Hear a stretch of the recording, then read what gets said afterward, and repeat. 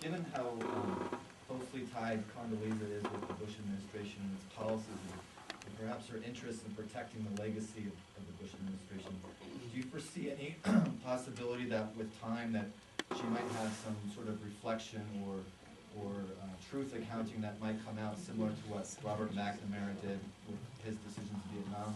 Or do you think, like what earlier in the film, there was some line about how she thought that life was too short to have regrets? I'm looking forward to the defense brief that will be the book that Crown has given her $2.5 million to cobble together. I anticipate that she will have a tough time explaining away the multiple contradictions in her testimony under oath, let alone some of the allegations that are coming out about torture and rendition almost daily, if not weekly, during that period. So I would expect an apologia, but one which is kind of in the nature of, it was an emergency, we were under attack, we made some mistakes, unspecified, because that would involve a confession, and then probably, my guess, a kind of, we promise never to do it again. We'll see.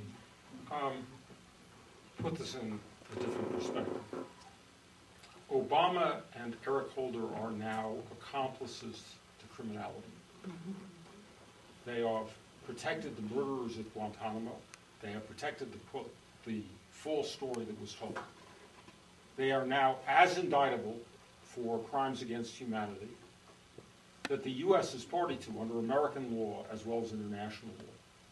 They have made themselves this. This is a very disturbing thing.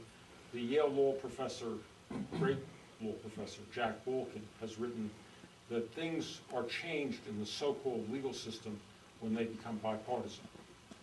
And what Obama is doing is to make everything except the actual practice of torture that was done previously something which is legally acceptable.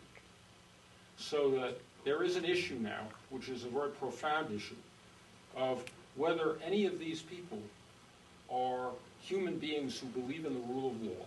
And I say that with some sorrow about Obama, because I have a lot of respect for him, or I had.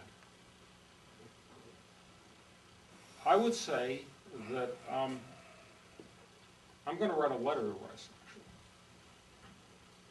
And one of the things about it is, yes, she is very resistant as a Christian who has no regrets, and a Christian who identifies with those who tacked that perpetrator up on the cross 2,000 years ago. But the fact is, somebody in this elite has to say there were crimes committed. And frankly, Larry Wilkerson, who was in the film, I have a great deal of respect for him, and he has spoken out about this. He was Powell's chief of staff. Yeah, and by the way, if you wanted the measure of Colin Powell, who said some decent things during the election about Arab Americans who volunteered and one got killed, and about racism, the fact is that he hasn't owned up to the fact that he was in the room when these crimes were discussed. And he didn't blow the whistle on them.